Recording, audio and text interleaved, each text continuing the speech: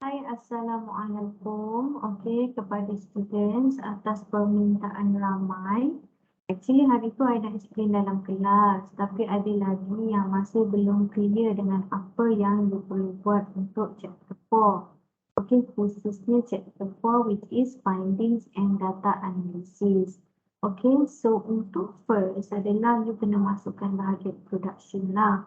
Macam biasa, introduction ni adalah you cuba sampaikan kepada readers, okey, apa konten dalam chapter 4. Okey, untuk response rate pula, okey, so you just mention lah, tulis. Okey, let's say kalau you target 100 orang untuk menjawab questionnaire tu, and then berapa persen yang submit semula kepada you jawapan response rate dia lah. Contoh kalau you punya target adalah 100 orang, and then yang mengembalikan survey you adalah 80 orang, so your response rate adalah 80%. Okey, itu adalah contoh response rate lah. Okey, untuk profile overview sangat mudah. Okey, profile overview ni you just explain to the reader siapa yang menjawab questionnaire you. Contohnya kalau age, berapa orang age group 20 tahun hingga 25 tahun. Okey, you boleh tunjukkan data you dalam bentuk bulatan, okey, ataupun dalam bentuk percentage, okey, untuk memberi penjelasan kepada reader. Okey, siapa you punya respondent. Okey, sekarang ni I akan tunjukkan dengan you contoh profile overview. Okey, now we go to the data. Okey, data. Kalau you masih ingat lagi, I selalu memberikan contoh menggunakan tutorial, menggunakan soalan berkenaan dengan perception people about the online banking in Malaysia. Okay, so kalau untuk frekuensi, you just pergi dekat descriptive and then pergi frekuensi.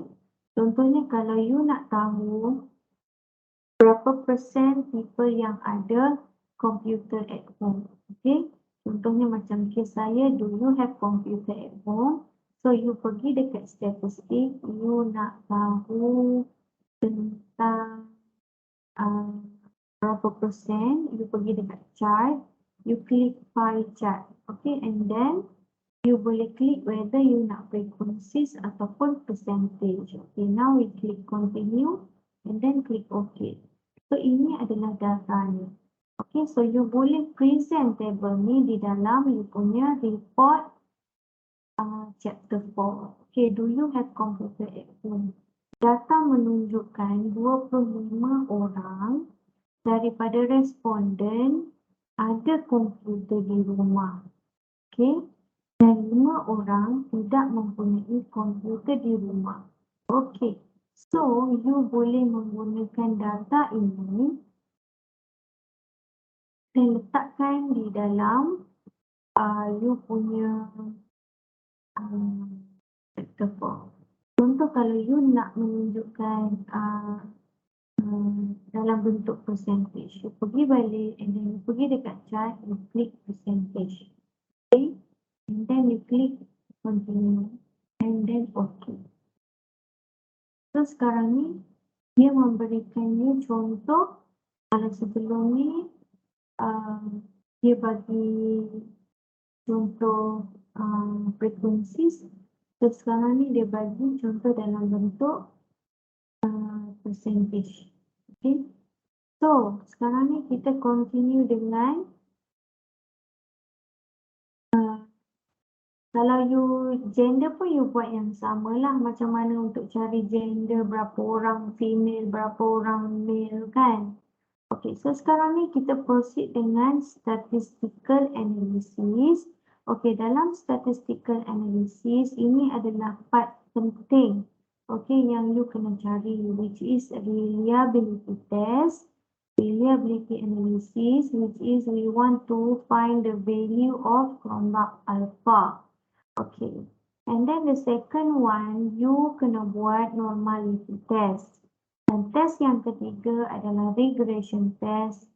Okay, nombor 4, you kena masukkan model of summary and then explanation on ANOVA. Okay, ANOVA. And then the last one is coefficient. Okay, dalam video ini, I akan tunjukkan dengan you tentang reliability analysis first dan juga normality test. Okay, untuk video seterusnya, I akan tunjukkan tentang regression test dan test-test yang diperlukan untuk masukkan dalam chapter 4. Okay, so sekarang ni we move to reliability test gelombang alpha. Kenapa kita nak kena cari gelombang alpha? Gelombang alpha value menunjukkan sama ada soalan yang survey yang kita berikan kepada responden kita adalah reliable or not. Okay. So, kita kena ukur dari segi internal consistency. Okey, adakah responden kita menjawab secara konsisten semua soalan-soalan kita? Okey, so sekarang ni I akan tunjukkan dengan you tutorial how to check the gelombang alpha. Sekarang ni kita pergi dekat kita punya data view dalam SPSS and then sekarang you pergi dekat analyze. Okey, and then you pergi dekat scale. And then pergi kepada reliability analysis. So, semasa dekat reliability analysis ni, you just click Ctrl and A and then masukkan semua items ke dalam box yang on the right side. Okay, so now you click the statistic, you click the scale if item deletes. Okay, then now you click continue and then click OK. So, sekarang ni, you punya reliability result dah keluar, which is macam biasa dia akan tunjukkan case processing summary, which is soalan melibatkan 30 responden dan 100% soalan dijawab lah maknanya. So, reliability statistik ini menunjukkan value gelombang alpha 0.769. End of items adalah berapa soalan yang kita berikan kepada responden. Okey, berdasarkan 38 soalan, so gelombang alpha adalah 0.769. Kita tengok balik value gelombang alpha table 0.769 ke 0.8 dikira acceptable. Okey, bila value dia lebih daripada 0.78 maknanya you boleh proceed menggunakan survey tadi. Maknanya soalan you mempunyai internal consistency yang tinggi. Maknanya responden memahami soalan yang you berikan di dalam survey. Okey, so sekarang ni dalam report, you just copy and paste reliability statistic table ni dan masukkan ke dalam report. So, perlu ke ambil item total statistik? You boleh masukkan di dalam you punya report kerana gelombang alpha if item delete value ni sangat penting untuk menunjukkan soalan mana yang tidak mempunyai internal consistency yang bagus. Okey, contohnya lah kan, dalam 38 soalan ni tiba-tiba ada satu soalan yang gelombang alpha if item delete column menunjukkan value yang sangat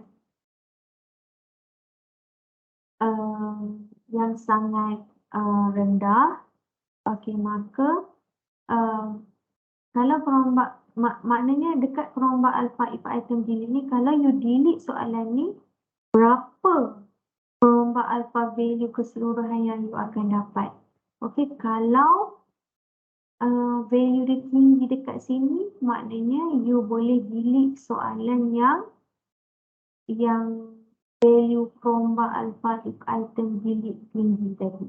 Okey, Tapi mengikut kes yang I tunjukkan contoh perception on online banking Indonesia, you boleh tengok semua value dia adalah acceptable. Jadi, kita boleh ambil table ni and then masukkan dalam report dan jelaskan bahawa survey mempunyai internal consistency yang bagus, which is good lah, which is acceptable. Okay, so now we are settle dengan kelompok alpha. Sekarang ni kita pergi kepada normality test. Selepas you uji tentang reliability test, okay, yang menunjukkan survey you adalah reliable, okay, yang menunjukkan the internal consistency, responden menjawab soalan dengan good dan acceptable. Sekarang ni adalah untuk kita mengukur sama ada kita punya jawapan daripada responden tadi adalah normal ataupun tidak. Normal ataupun tidak menunjukkan taburan jawapan adalah normal ataupun tidak bertaburan secara normal.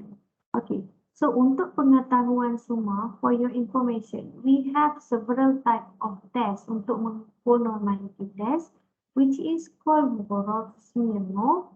We have Shapiro-Wilk test of normality. We have histogram, stand and lead diagram, normal Q and P plot, Distrend normal Q and P plot, and box plot. Okay, so dekat result ni penting menunjukkan value yang mana menunjukkan data adalah normal ataupun tidak. Okay, ini maksudnya researcher boleh memilih mana-mana normality test untuk diukur. Tak semestinya dia buat semua. Okey, tapi contohnya bagi histogram case, okey, histogram case kalaulah responden tu adalah melebihi atau berkurangan daripada 30 orang, maka bentuk histogram tadi iaitu bentuk graf tadi mungkin tidak boleh dibaca sebab responden terlalu sedikit. Jadi sebab itu kalau kita nak mengukur daripada histogram, kalau lebih daripada 30 responden, kalau data itu adalah normal, maka dia adalah dalam bentuk bell shape. Dia punya bentuk seperti loceng. Okey. Tapi untuk you punya report, I nak you cari dua value test yang penting ini, which is Kolmogorov and Kolmogorov-Smirnov and dan juga Shapiro-Wilk test of normality. Okay. So untuk histogram pun you boleh tengok dia punya normality. So kita fokus kepada 3 test ini lah. Okay, so sekarang ni Kolmogorov-Smirnov test and the Shapiro-Wilk test are well-known test. Okay, the Shapiro-Wilk test is more appropriate disebabkan jika kalau responden kita melebihi daripada 50 orang. Tapi kalau responden kita kurang daripada 50 orang, maka kita boleh gunakan Kolmogorov-Smirnov. Okay. Okay. The null hypothesis for this test of normality is that the data are normally distributed, dan jika the significant value, which is also known as p-value, is more than 0.05, maka data adalah normal. Tapi jika number Shapiro test ataupun Kolmogorov-Smirnov adalah bawah daripada 0.05, maka the data adalah tidak normal. Okay. So, sekarang ni kita akan proceed dengan mencari normality test. Okey, tetapi sebelum kita nak buat normality test, kita kena analyze first the average summit score for every variable. Okey. You boleh buat terus cari Kolmogorov dan Shapiro. Kalau you punya variable tu soalannya simple. Contoh satu variable, satu soalan. Satu variable, satu soalan. So, you boleh buat terus. Tapi memandangkan kita mempunyai banyak soalan dalam satu variable, maka kita kena analyze first the average summit score for every variable. Okay. Contohnya, dalam kes I buat research tentang perception of online banking in Malaysia. So, dalam kes I have 5 variables which are difficulty, 8 questions. Okay, second variable is trust, which is 3 questions. And the third variable is convenient, which is 3 questions. Fourth variable is security, include 5 questions, and the last one influence variable. Okay, include 3 questions. So, dalam setiap soalan ini menunjukkan yang kita kena cari purata skor yang diberikan oleh responden mengikut group of variable. Okey, kita nak cari berapa purata skor kepada 8 soalan dalam difficulty. Okey, so sekarang ni I tunjuk dengan you, kita pergi dekat data view. Okey, kita pergi dekat data view sekarang, and then untuk mencari average summit score, you kena pergi dekat transform and then click compute variable. Okay, and then you click first variable I tadi adalah difficulty. So kita type difficulty, okay, and then you klik soalan mana yang berkaitan dengan difficulty. Okay, you buat macam ni, and then you control B, masukkan, and then plus soalan yang kedua, masukkan, tambah lagi soalan yang ketiga, tambah, masukkan soalan yang keempat, tambah, masukkan soalan yang kelima, and then tambah, masukkan soalan yang keenam, and then masukkan soalan yang ke-6,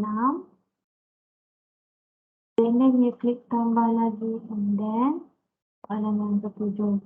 Now, kita kontrol dan tutup. So, sekarang ni you kena divide. Untuk mencari purata, kita kena divide lah. Okay, divide you boleh klik dekat sini juga. And then bahagikan berapa soalan di dalam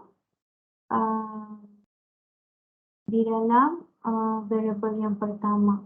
Tambah lagi satu soalan, which is satu variable ada 8 soalan, and then you kena bahagikan dengan 8. So, sekarang ni, you akan dapat klik OK. So, sekarang ni, you pergi tengok dekat data view, dekat hujung sekali, you pergi dekat hujung. So, sekarang ni kita dah ada tambahan difficulty, which is this is the average summit score untuk variable yang pertama. Okay, variable yang pertama. So, sekarang ni kita repeat lagi. Transform compute variable. So, kita reset dulu sebab sekarang ni kita tengah buat untuk variable yang kedua, which is trust. Okay, trust 3 question. Saya akan tunjukkan dengan you satu-satu. Trust 3 question.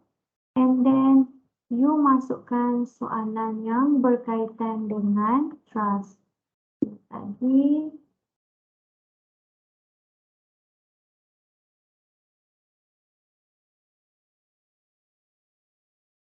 masukkan soalan yang 4B9 tambah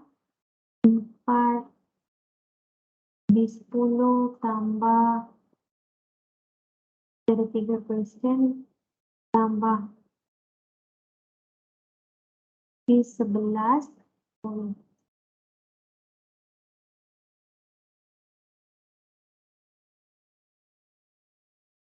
Okey, sekarang kita tutup kurungan dan kita bahagikan dengan 3 soalan sebab kita nak average summit score. So now you click OK. Okey, dan bila you tengok dekat data view ni, kita ada tambahan class yang baru. Okey, tambahan average summit score untuk variable pertama trust. Okey, ini menunjukkan contohnya responden yang pertama. Okey, ini adalah 4.38 adalah average yang diberikan, average score yang diberikan untuk keseluruhan soalan kepada variable yang pertama.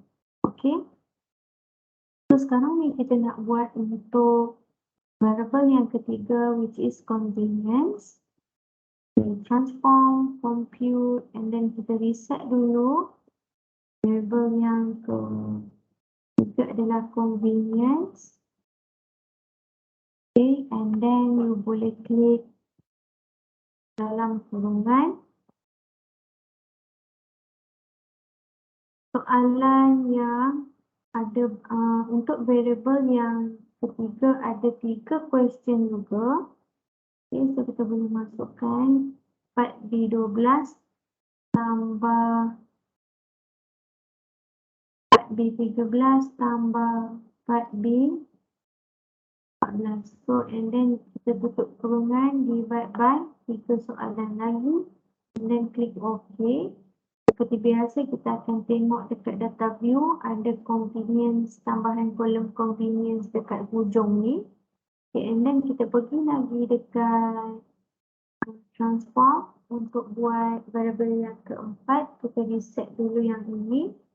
And then kita pergi balik dekat security. Okay, variable security, 5 question. Security,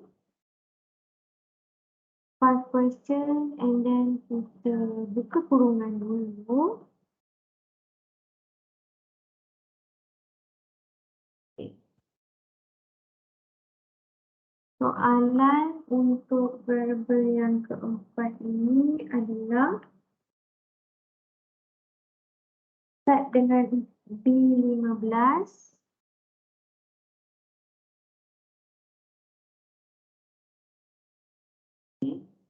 Plus B16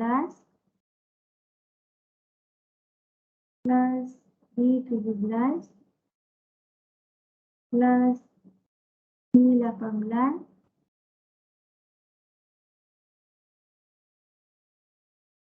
plus B22.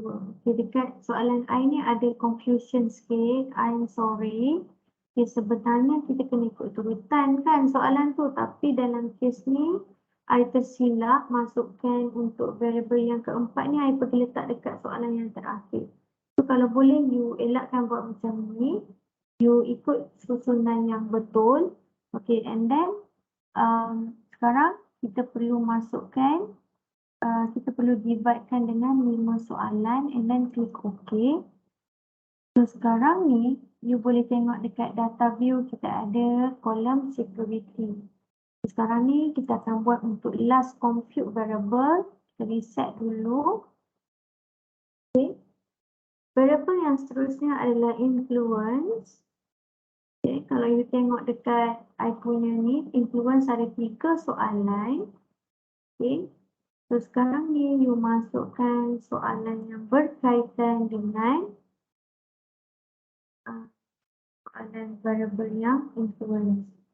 So now you pergi sini, buka kurungan dulu, ditambah B20 tambah dengan B21. Okay, sebab tadi kita tak ikut kurungan. B20 kita tak ikut turutan, jadi B22 soalan yang 22 tu termasuk dalam soalan security variable. Okay. So sekarang ni kita tutup kurungan dan bahagikan kepada 3 soalan. Jadi kita dah dapat average score untuk variable yang seterusnya, which is influence. Okay. So, bila dah ada average summit score ni, then kita boleh mengukur normality test. Okey. Terbalik semula kepada normality test tadi sebab kita nak tengok data kita bertaburan secara normal ataupun tidak.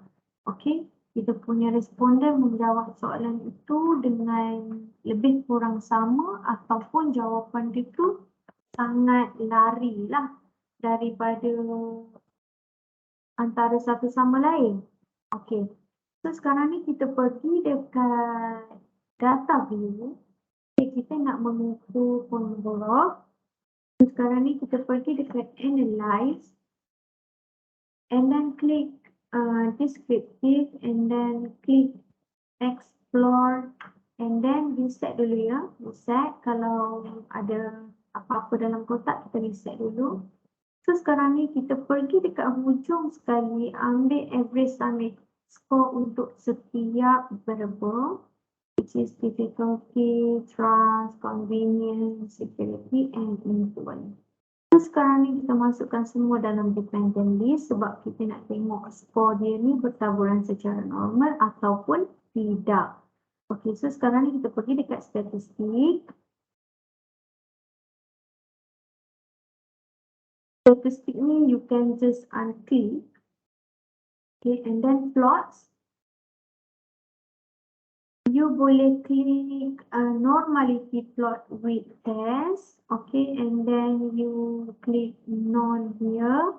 And then you boleh klik histogram sebab untuk mengukur, untuk melihat data kita adakah normal ataupun tidak, kita juga boleh melihat daripada bentuk histogram tadilah. So kita continue and then click OK. Okay. So bila you tengok dekat sini, okay, untuk variable difficulty juga ada 30 responden. Semua 30 responden menjawab dan 100% responden menjawab soalan lah. Okay. So ini adalah data deskriptif. Okay, yang ini you tak perlu masukkan dalam table deskriptif ni tak perlu masukkan di dalam report. Cuma perlu masukkan test of normality yang mana kita nak tengok value significant value dekat sini. Okay. Kolmogorov we know. Okay, dan Shapiro-Wilk ni you boleh tengok dua-dua lah. Okay, Kolmogorov untuk responden yang kurang daripada 50 dan Shapiro-Wilk adalah untuk responden yang lebih daripada 50 kurang. Okay, kalau you tengok dekat sini, kita balik semula dekat value, significant value. Okay, you tengok sini. Kalau value dia adalah 0.05 dan ke bawah, maka data adalah tidak normal. Okay. Contohnya difficulty, significant value dia adalah 0.20 untuk Kolmogorov. Maknanya data untuk difficulty adalah normal.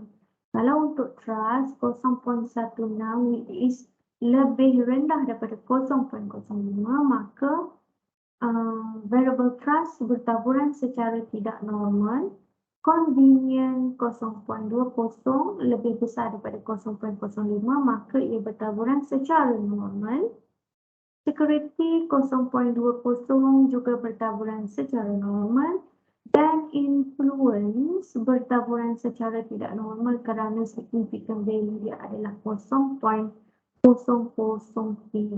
Okay, kalau you tengok dekat Shapiro-Wilk juga sama, which is trust dan juga influence tidak bertaburan secara normal, which is 0.22 dan juga 0.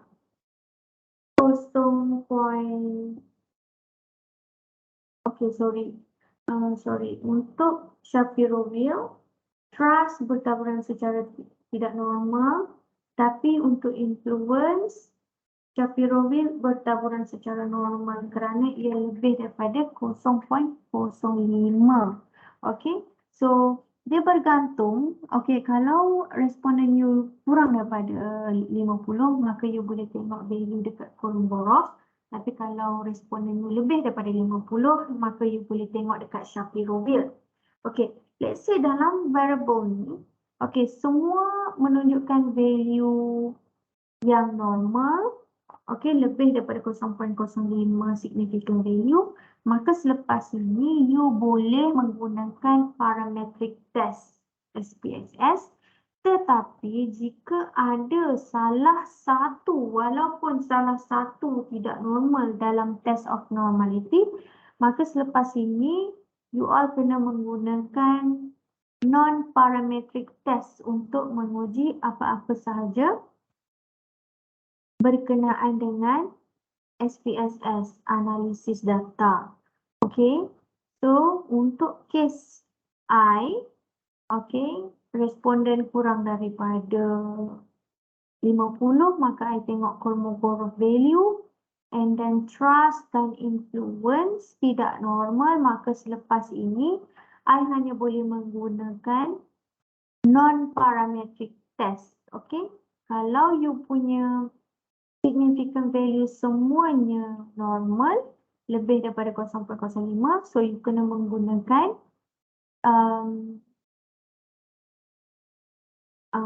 parametric test. Okay, so dekat sini I nak tulis note sikit. Okay, jika semua variable value adalah normal, maka ia diteruskan menggunakan parametric test. Tapi jika variable value adalah tidak normal, which is significant value adalah tidak normal, maka lepas ini data akan dianalisis menggunakan non-parametric test. Okay, so dalam case I ada variable yang tidak normal, so selepas ni I akan hanya menggunakan non-parametric test. So untuk video selepasnya I akan menunjukkan bagaimana kita nak mengukur, I akan berkongsikan macam mana kita nak analisis data menggunakan parametric test ataupun non-parametric test. Okay, so ini adalah contoh histogram. Okay, kalau dalam case I, okay, difficulty menunjukkan data bertaburan secara normal. Okay, sebab kalau kita tengok dekat Instagram, dia berbentuk loceng. Okay, berbentuk loceng macam ni. Okay, dia menaik lah, dia macam gunung. Okay, kalau untuk trust, okay, trust tidak normal. So kalau you tengok dekat trust, dia bertaburan secara tidak normal kerana dekat sini tinggi, dekat sini rendah. Okay, kalau frekuensi dia sama, kiri kanan dia lebih kurang sama. So sekarang ni kita nak tengok convenience, histogram. Okay, so you boleh masukkan bentuk histogram ni di dalam you punya report. Okay, so untuk convenience, ia adalah normal. Okay, maknanya ada dua cara lah untuk kita melihat data kita adalah normal atau tidak, iaitu dengan value of Kolmogorov dan juga histogram graph. Okay, you boleh masukkan di dalam you punya report. Okay, so I think that's all untuk perkongsian hari ini. I akan continue later dengan analisa yang seterusnya. Okay, so thank you everyone watching. Assalamualaikum.